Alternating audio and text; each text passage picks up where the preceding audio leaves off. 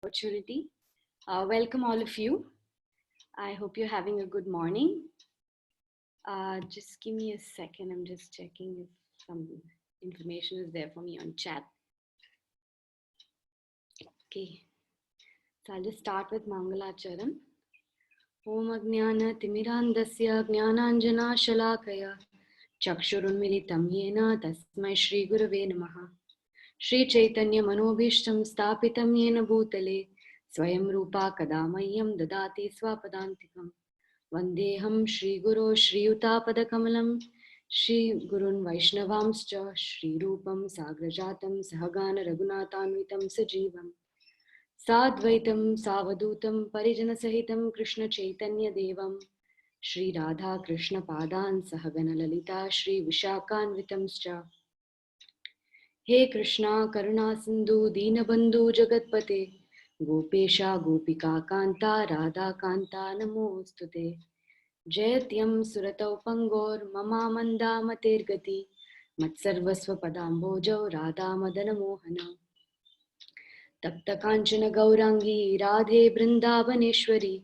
Vrishabhanu Sute Devi Pranamami Haripriye Vancha Kalpatarubhyascha Kripa Sindhubhya Evacha Patitanam Pavanebhyo Vaishnavebhyo Namo Namaha Jai Shri Krishna Chaitanya Prabhu Nityananda Shri Advaita Gadadhara Shrivas Adi Gaura Bhakta Vrinda Hare Krishna Krishna Krishna Hare Hare Hare Rama Rama Rama Hare Hare Nama Om Vishnupadaya Krishna Presthaya Bhutale Srimate Bhakti Vedanta Swamin Iti Namine Namaste Saraswati Deve Gauravani Pracharine Nirvishesha Shunyavadi Paschatya Deshatarine Nama Om Vishnupadaya Krishna Presthaya Bhutale Srimate Jayapataka Swamin Iti Namine Namacharya Padaya Nitai Kripa Pradayine Gaurakata Damalaya Nagaragram Tarine Mukam Karoti Vachalam Pangum Langete Girim Yat Kripatamaham Vande Shri Gurundinatarinam Paramananda Madhavam Shri Chaitanya Ishwaram Hari Om Tat Sat. Okay, so I've been asked to speak on the pastimes of Sri Nrsingadev, especially here in Sridham Mayapur. So I'm extremely unqualified to speak about Nrsimhadev, and at the same time I take this as an opportunity for my purification so that I may connect to Lord Nrsimhadev. And I thank Mataji for giving me this opportunity for purification. And so as we all know, we are approaching the very, very favorite festival of Sri Mayapur and all over the world, which is Nrsimha Chaturdasi. So here we go into some pastimes, and let's try and immerse our consciousness at the lotus feet of Sri Nrsimhadev.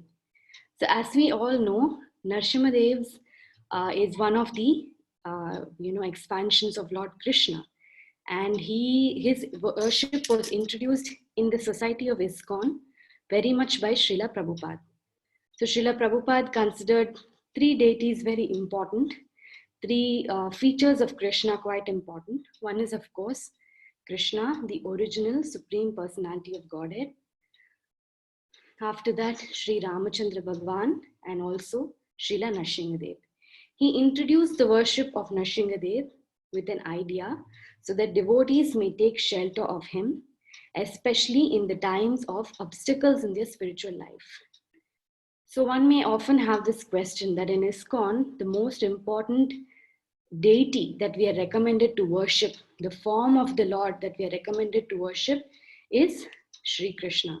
And of course, Lord Chaitanya, because he is Radha and Krishna in combination.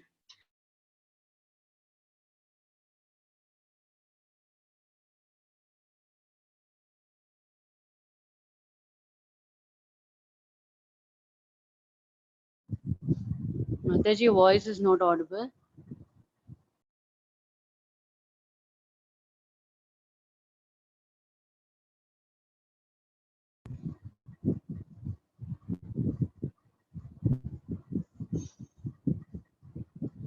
Not audible.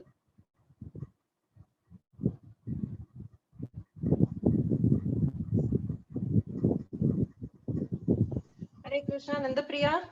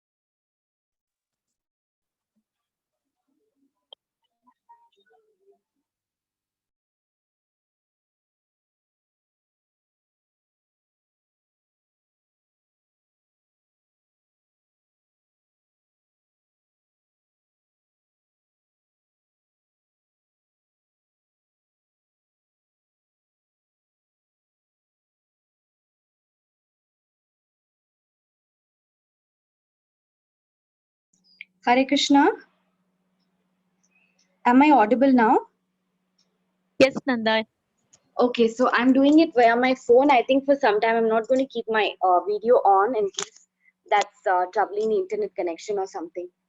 Okay, so keeping that in mind, I was saying that Narasimhadev, he appeared millenniums ago and he is still worshipped. That shows one of his, like amazing powers, because once I was asking Banu Maharaj that how come that, he appeared like in like millions of years ago, and some of the deities, he's still there in some of these deities. So Banu Maharaj was saying that that is the inconceivable potency of Narasimhadev, that even his deities are still intact, and I'm sure all of us in South India have that experience of seeing Narasimhadev there. Now, coming to Mayapur Narasimhadev. So, Mayapur is the Audarya Dham. It is the Dham of mercy, and it is the Dham of Sri Chaitanya Mahaprabhu. So, Sri Chaitanya Mahaprabhu is here especially to give us mercy. So, unlimited, costless mercy. So, this is the mood of Sri Chaitanya Mahaprabhu. So they say the senior devotees like His Holiness Jayapatak Swami Maharaj and Jananivas Prabhu, Pankajangri Prabhu, who is Narasimhadev's very personal head pujari, they all say that Mayapur Narasimhadev has the same mood of Lord Gauranga. In fact, he is called as Stanu Narasimha, which means this form of the Lord is not worshipped anywhere on this earth planet except here, where he is supposed to be extremely ugra, which means he's supposed to be extremely fearful and very ferocious and extremely angry avatar of Lord Nrsimhadev. And that is the avatar, that is the roop, that is the vigraha that is there here in Sri Mayapur. But at the same time, because he is in Lord Chaitanya's dham here, he is in Lord Chaitanya Mahaprabhu's mood. So they also say that's one of the reasons they are still able to constantly worship Mayapur Narasimhadev. So Gauranga Mahaprabhu's mood is, as I said, giving mercy and being extremely like forgiving in tendency. So Lord Narasimhadev here does not take too many offenses, and he is ready to come and jump out of the pillar looking for devotees who are distressed. So I've heard, from one of these classes in Pankajangri Prabhu's class, that he is saying that Mayapur Narasimhadev is literally waiting for his devotees who are in distress, and he wants to completely save them. So how did this Mayapur Narasimhadev, how did he even manifest? So right in the beginning, that was maybe in the year of 1984, this was the time when Srila Prabhupada had already left the planet. Worship was going on in Mayapur of Radha Madhava, and Panchatattva, the small Panchatattva were installed, and this was the time when Mayapur started to flourish again after Srila Prabhupada's demise. But then what happened is that there were a lot of problems that devotees were facing. One such problem was that there was a problem of dacoits here, that people would constantly come and attack. Even now, Mayapur is a place which is, like a village. Literally, it's away from the highway, and it's a quiet village by itself. And because of ISKCON, it has now developed to a great degree. So this was a place that was dominated by villagers. So nobody likes somebody coming into somebody's territory. So definitely, ISKCON was a new organization that came up in West Bengal, and then there were so many envious people, especially who wanted to plunder the devotees for the sake of money. And imagine most of the community, at least now here in Mayapur, there are Indians, there are Bengalis, etc. But in those days, it was mostly Westerners. So they could not tolerate Westerners being there. They were envious in nature. Most importantly, they wanted money. So there were many dacoit attacks in this particular area. There was one incident that took place on the 24th of March, 1984, and that incident kind of shook Mayapur, because the dacoits, they came into the temple and they wanted to seize all the money from the undis, and also they attacked the deities. So the devotees, they could not believe that these dacoits are actually attacking the deities, and it so happened that they even took away Srimati Radharani, right? Radha Madhav's Radharani, and they disfigured the deity. So it was quite difficult. Devotees found it uh, uh, very displeasing that this happened. Of course, devotees being devotees, they were very brave. They fought against the dacoits. They even had guns. So some of the dacoits were even shot dead, and some of the devotees, they suffered injuries lifelong. So after this incident happened, like devotees were obviously I mean, you can imagine if you and me were in the temple and such an attack happened, it's definitely going to trouble our consciousness, is going to disturb our service. So finally, there was this Prabhu. He was a disciple of Srila Prabhupada. He's still around. So his name is His Grace Bhavananda Prabhu. So he was there, and he suggested that maybe we should start worshipping Narsimadev. And then not many people were convinced, and then they were like, no, we don't really worship Narsimadev in ISKCON, and there were different philosophical debates. And then finally they established the fact that Bhaktivinoda Thakur himself, right here, just close by in Yoga Peak, he had established earlier the worship of Narsimadev. So yes, because he has established the worship of Narsimadev for protection, ISKCON could also go ahead. So then they came up with a particular form of Narsimadev. Again, Bhavananda Prabhu came up with how he should be looking, exactly like he's coming out of the pillar and his knees bent and his, face with that ferocious expression. So this is what he immediately imagined. He told the devotees. And then there was another Prabhupada disciple, His Grace Atma Tattva Prabhu.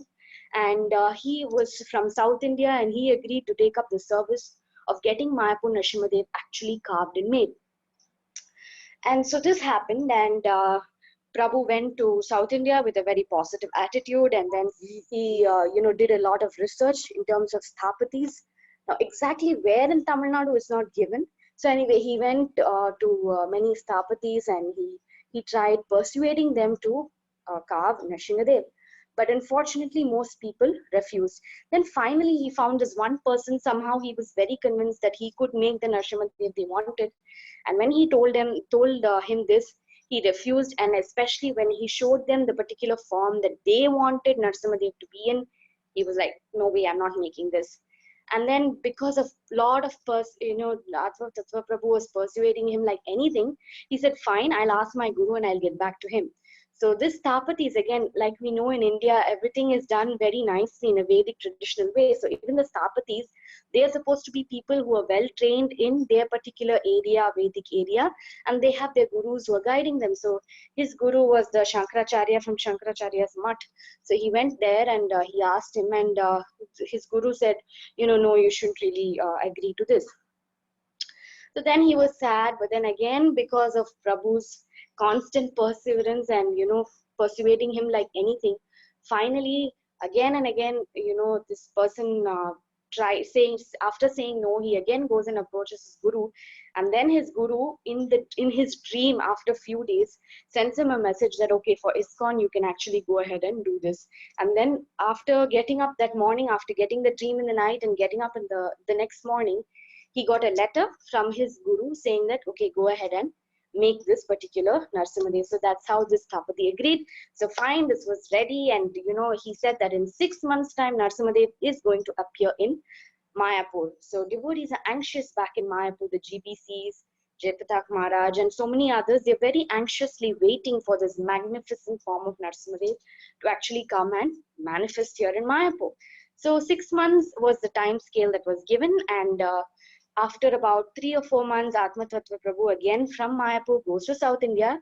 And because he's a South Indian, he's able to communicate with them in their language and persuade them, etc., etc. So he goes there and he's again asking them, what happened? And then he's like, what, Narsimadev? I've not even started. And he's like, why? But you said it's going to get done in 6 months. And then the Sapati says, my dear Prabhu, it's not that easy. Narsimadev has to be made in a living stone. Right? So then he defines what is a living stone. There are particular characteristics of the stone. It's not like there's just a piece of granite that can be used and Narsimadev is going to come out of that. So he explains to him that, the stone has to be breathing. There needs to be a particular insect that goes through and through the stone, and that can make Mayapur Narsimadev's form actually. That is the deity that can be used to make Mayapur Narsimadev, or the Narsimadev that they wanted. Then a little disappointed, he has to go back and report to his authorities. So then he says, please help me. And then he goes back to Mayapur.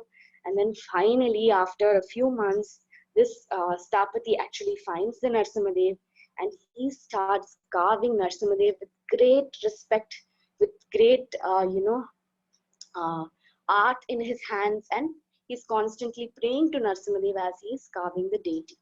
So he's almost, and then again in middle, he comes and checks if Narsimadev is, done, and there he's seeing that actually now from stone there is a form of the Lord that is being, that is being carved, and actually he can see his features, his slender arms, and his beautiful legs, and he's able to see everything. So he's very happy and satisfied. After seeing this, he goes back.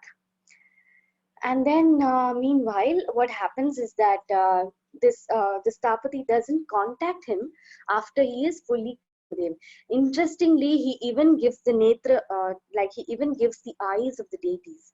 Now, the eyes of the deities, the ceremony is generally done when the deity is back to the temple, and when they're actually doing the Netra Milan of the deity, and they're actually doing the ceremony. But he gives away the eyes, the Stapati gives away the eyes of Narsimadev. He also does a small Prana Pratishta Puja according to his Vidana. And then he decides that maybe for 2 days he goes to one of his relatives' house and he'll come back. And then he'll inform the ISKCON authorities and they can come and take Narsimadev. So this was the idea. Fine. So what happened in these 2 days is suddenly there was a big fire, and Narsimadev was kept in a thatched, place with a thatched roof and like a hut, but which was especially for Narsimadev. So the entire place caught fire, and the neighbors, they immediately called for this Thapati, and he came running from wherever he was, and he was extremely scared because this is, like I said, this is Ugra Narsimha, Stanu Narsimha, who's actually never been worshipped anywhere else in the world. So he called them and said, please immediately come and take him away. Even taking away Narsimadev was not so easy because he weighed tons and tons. So little did they realize that it would be so difficult just to get Narsimadev on a truck. So there's a huge truck with a lot of sand filled in, and Narsimadev was right there on that truck ready to go. So that was the story, and then they drove him all the way from South India to West Bengal in Mayapur, and then finally they installed the installation. I believe it was done in a very simple way, and all glories to Pankajangri Prabhu, who agreed to worship Narsimadev, because one question before they brought Narsimadev was who's going to worship him, because somebody needs to be so pure, and especially a Naishtika Brahmachari, which means Brahmachari since birth, literally following the principles of Brahmacharya. So where would we find such a person? But then because of Pankajangri Prabhu, he agreed to worship Narsimadev. So then this was actually possible, and he started worshipping the Lord. Now after they started worshipping the Lord, so many pastimes, right? So he's one of the most active deities here. So like the Rajapur deities, which are very famous for their active pastimes, so is Lord Nrsingadev. So that's how he came here. He started being worshipped, and then he starts reciprocating unimaginably to devotees from all over the world and here in Mayapur. Okay, so I probably start sharing this very, very popular pastime. I'm sure all of you know this pastime. So if but because it's a pastime of the Lord, I take the liberty to say it again. So there was this wonderful devotee. Her name was Atma Rati Dasi, and she was staying here in Mayapur, doing a lot of service for the deities, and was very attached to her service. And one day she came and stood in front of the deities and, praying to Narsimadev in the ideal mood that, please remove all the obstacles, etc., etc. Please help me in my devotional life. And while she was praying like this, she suddenly heard this voice in her head saying that, I want my eyes back. So she thought maybe she's having some kind of illusion, and she ignored it. And then again, she went into her prayerful mood, and then standing right in front of Narsimadev, and she started praying to him. And then again, she heard this, I want my eyes back. So she thought, okay, I'm getting this for the second time. Pankajangri Prabhu is right here. Maybe I should go and tell them. If they think I'm mad, no problem. It'll probably be for some purification of my ego. So she walks up to Pankajangri Prabhu and she tells him that, Prabhu, while I was praying, I heard this way. He doesn't really say anything and he walks away from there. Fine, she ignores it, and then she goes in the night, and then she again has this feeling that, you know, I want my eyes back. This kind is reverberating in her. The next day she comes, and again she's offering her prayers, and in much more stronger tone, sterner voice, she hears this, that I want my eyes back. And now she's thinking, actually, that now she recalls that yes, her eyesight has been bad. She's been also wondering if something could be done for her eyesight, because she's a little scared now that she won't be able to do her service properly. Imagine losing your eyesight. It's quite an intense feeling. So she's thinking, maybe because of this intense feeling of me wanting my eyes back, I'm feeling like this. But again, when she's praying, again she hears, I want my eyes back. So then she goes back to Pankajangri Prabhu, ignoring the fact that he may think she's crazy, and she goes and tells him. So he just smiles at her and then gives her some Prasad, and then she walks away and she doesn't know what to do. The next morning, what happens is that her daughter, she goes to the temple, and then Pankajangri Prabhu calls her and tells her that, tell your mother that Nrsingadev's eyes have been changed. And then the daughter goes back home and tells her mother that, Mama, this is what Pankajangri Prabhu asked me to tell you.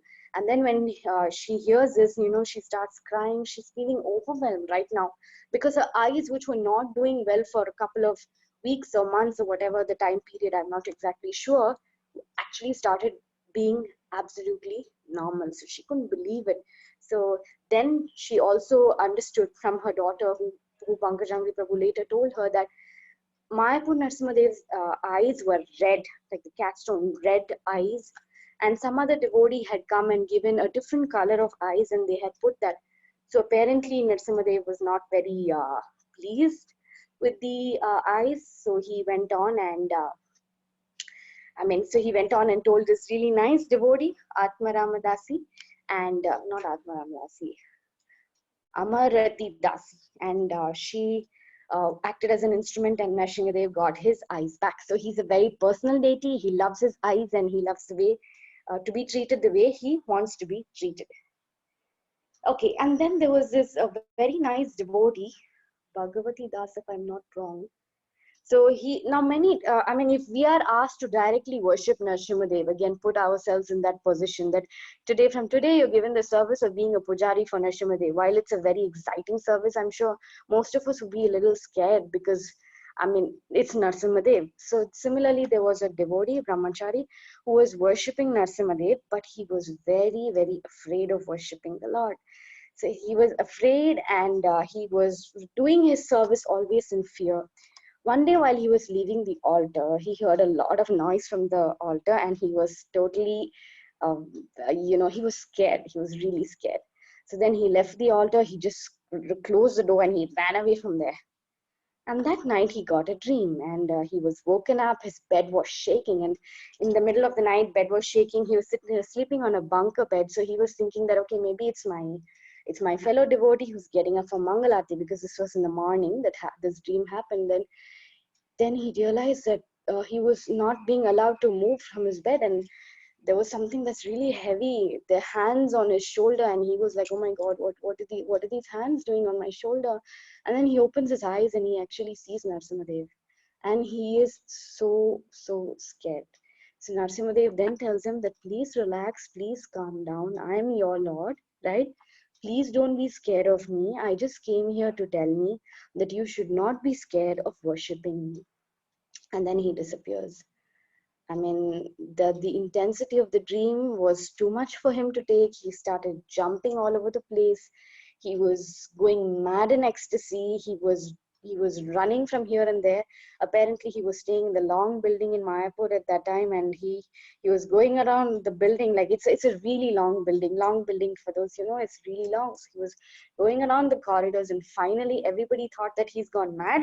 He has some ghost that's attacked him, and people are just trying to stay away from him. And then he runs into the temple hall and then pays his obeisances flat in front of Nrsimhadev, and everybody is looking at him like, this guy is really gone mad, because he's just with his kopin, like he's just with his underwear. He doesn't have any clothes on him also. So then Pankajamri Prabhu said, I mean, he's the one who's narrating this pastime, and he's saying that 1 year later, after that, for some reason, I think the devotee was left Mayapur or something like that. He was in the US, and then he came back to Mayapur. And then when Pankajamri Prabhu was talking to him about this pastime, so this brahmachari goes on to say that, yes, actually, I have these marks which Narasimhadev actually put his hands on me. Those marks are still there on my body. So that is how interactive and merciful, again, the Audarya nature of Mayapur Narasimhadev here, right? Okay, so then now I'll go on to another pastime. Okay, so this is again an interesting pastime. One day there's a pujari again, Narasimhadev's pujari. So there are many pujaris worshipping Narasimhadev, obviously in their ships, and the chief pujari is Pankajamri Prabhu. So when he was worshipping, he gets a dream. One of the pujaris gets a dream in the night that, Narasimhadev is being burnt, right? Like in the sense that one other person is telling him that we are going to burn Narasimhadev today. So we are going to sacrifice Narasimhadev. And he's like, what? What do you mean you're going to sacrifice Narasimhadev? And he's like, yes, we are going to sacrifice Narasimhadev. So go bring diesel, go bring oil, and let's burn down Narasimhadev. And this pujari is thinking, this guy has gone crazy. What is he talking? And then actually after some time he visits the temple, and Narasimhadev is actually burned. The entire place is burned, and you could see only Narasimhadev's feet. And he is so devastated. And then finally he realizes that, okay, thank God I'm in a dream. So then he goes and tells the head pujari that this is the kind of a miserable dream that I got. I mean, in front of my eyes, Narasimhadev was burnt. He was burnt into ashes. So then Pankajamri Prabhu goes on to tell him that, he smiles and he says, oh, okay, so this is the mistake that we did, because it was supposed to be the Jaldan, like that goes on for 1 month, where they pour some cool running water on Narasimhadev's saligram just to keep him cool.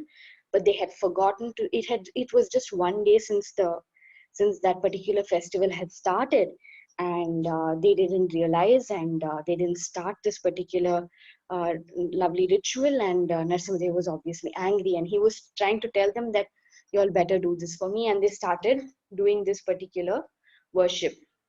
So that's how he is very interactive. He loves to get his things done nicely so that his devotees can serve him nicely. And now there are many other pastimes where the Lord shows his mercy towards the devotees. So one amongst that is, just give me a minute.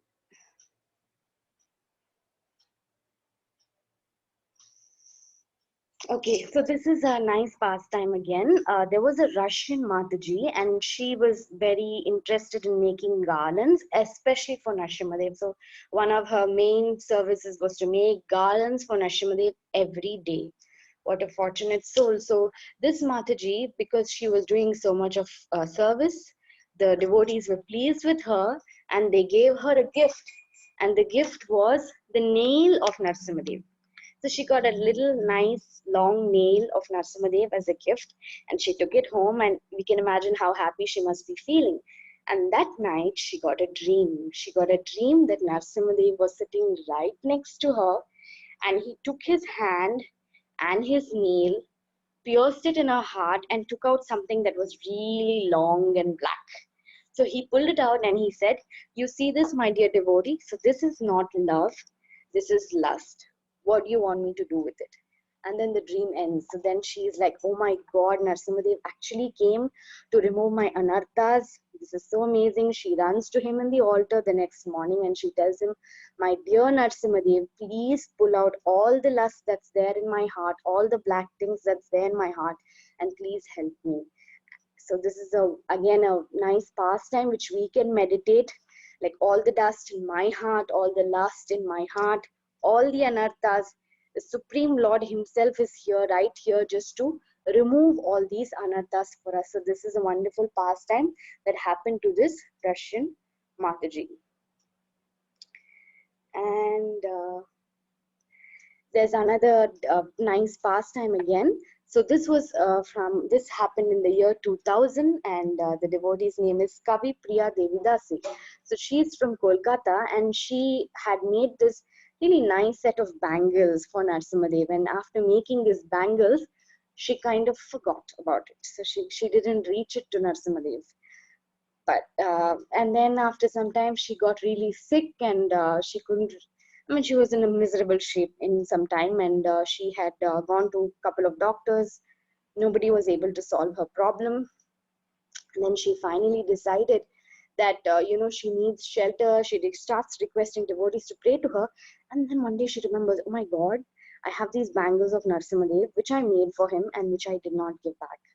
So then she remembers this, and then she goes like with great difficulty from Kolkata. Somehow she reaches Mayapur because she's almost bedridden now. And then she goes and gives these bangles, and after giving the bangles, she's all right.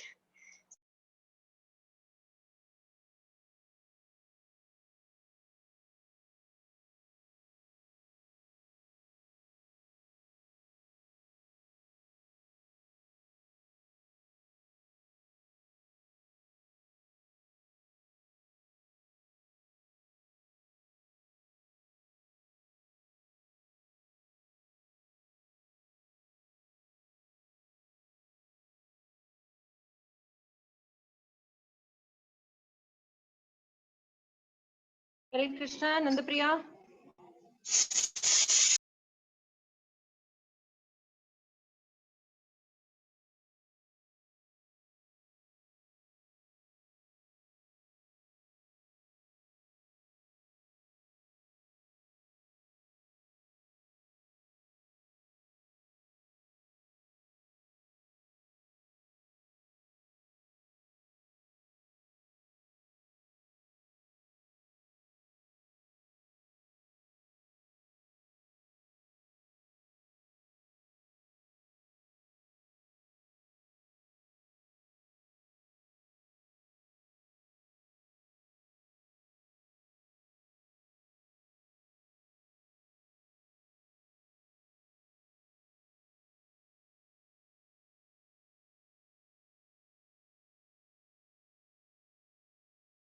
Hare Krishna.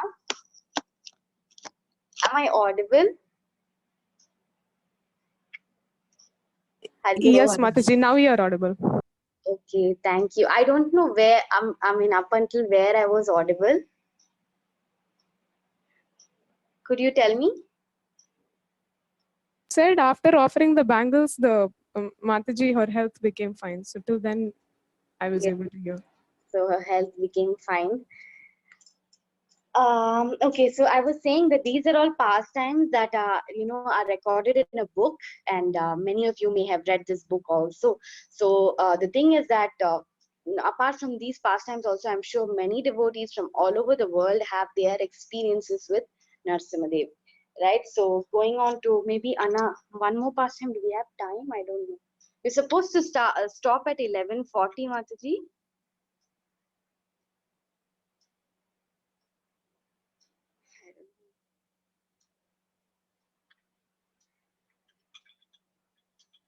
Can I go on? Yes, you have another 7-8 minutes, Nanda. Okay, Mataji. Okay. Okay, so this is another story of a little girl.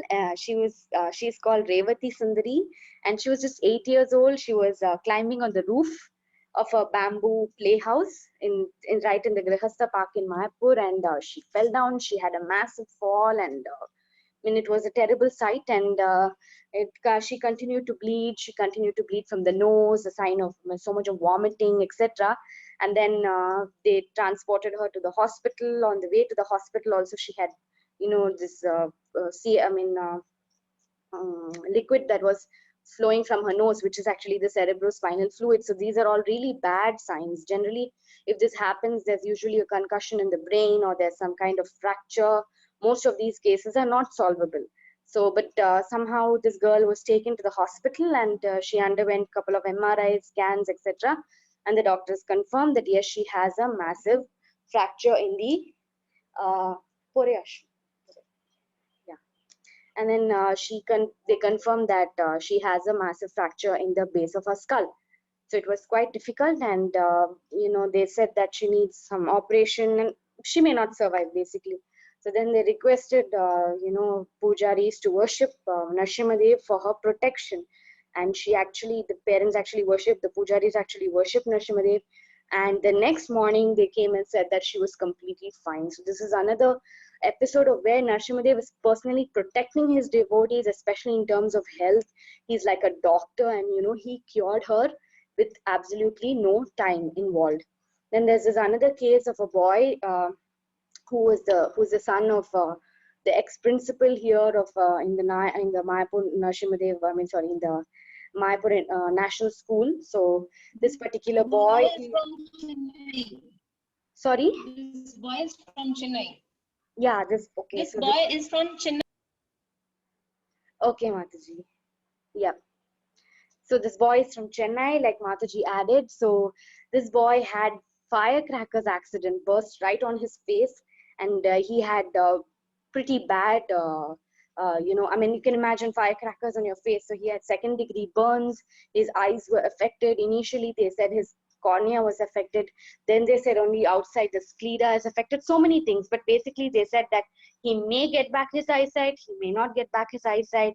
And he has so much of plastic surgery and this and that to be done.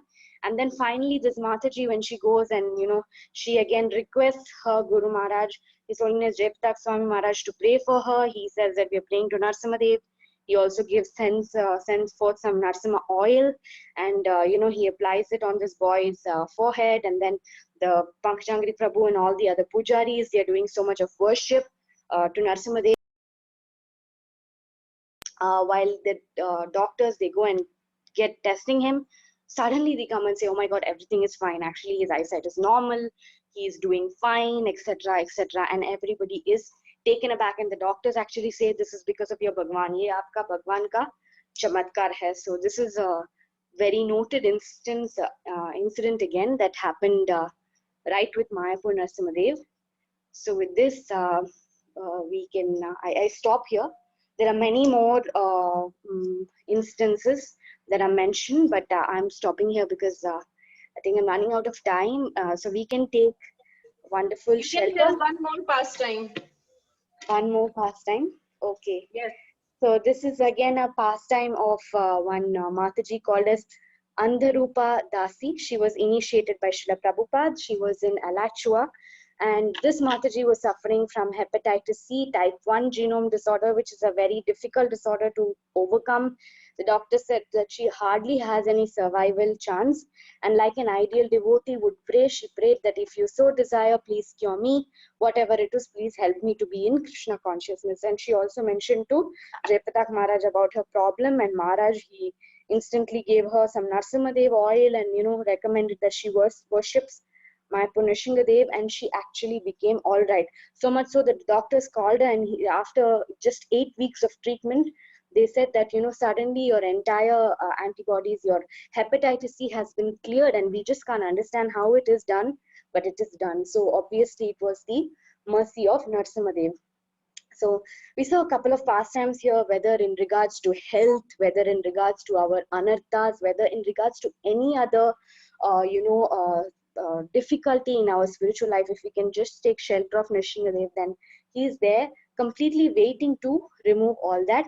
I'll just end with one quote by Bhaktivinoda Thakur. He writes, therefore I will pray at the feet of Lord Narsimhadev to purify my heart and give me the desire to serve Krishna. Weeping, I beg at the lotus feet of Narsimha that I may worship Sri Sri Radha and Krishna in Navadvip Dhama, free from all obstacles. His prayer continues, at that moment, by Lord Narsimhadev's mercy, I will exhibit symptoms of ecstatic love for Radha and Krishna, and I will roll on the ground by the door of Lord Narsimhadev's temple. So that's what Srila Bhaktivinoda Thakur writes, that he will pray. So we will all pray at the feet of Narsimhadev to purify our hearts and give us the desire to serve Krishna. So with this, I stop. Thank you so much, and thank you, Mataji. Jai Nrsimhadev. Hare Krishna. Thank you so much, Nandapriya. So many of us are here. I can see 29 participants. Yes. So can I ask how many have been to Mayapur? Voice is shaking. How many of you have not been to Mayapur? Nidhi, you have been to Mayapur. My question is, how many of you have not been to Mayapur? 5.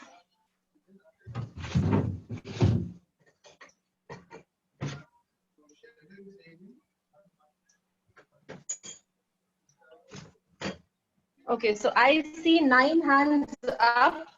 So Preeti, Ruchika, Vani, Santoshi, Kamakshi, Sindhu, Akriti, Malti, Ovia, Akhila.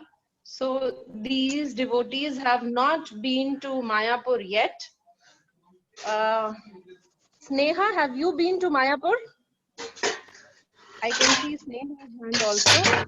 Sneha's hand is not there, but I think she has not been to Mayapur. So the point why I asked you is that, yeah, 10 hands now I can see, okay. And I think 1 or 2 more of these devotees have not been to Mayapur. So we are very, very grateful to Nandapriya Nivedita that she has taken us to Mayapur and has given us a virtual darshan of Shri Shri Nrsimhadev. And you all sitting there, 29 of us, would be very glad to know that right now you heard the pastime of Nrsimhadev from the place which is just, from the building which is just adjoining the temple building. So Nandapriya is actually staying in the building which is just next to the temple. They actually share the same wall, temple wall, where she's staying. She's staying in the conch now, those of you who have been to Mayapur. So we are very fortunate that we are hearing this pastime telecasted directly from Mayapur. And Nanda described it so beautifully. So we are very thankful and grateful to you. Nandapriya, probably if you have the copy of that book which you were mentioning, you Yes, can sir. share it on the group later so that the balance pastimes also those devotees want, they can all read those pastimes. Yes, And Mataji. thank You you sent all. it to me. I'll send it. Yes, Mataji. Yeah, and thank you all for joining us here. So with this, we will end our session. Thank you very much. Hare Krishna. Thank you, Mataji. Hare Krishna. Thank you, Mataji. Thank you so much. Thank you, Mataji. Hare Krishna. Thank you, Mataji. Hare Krishna. Thank you, Mataji.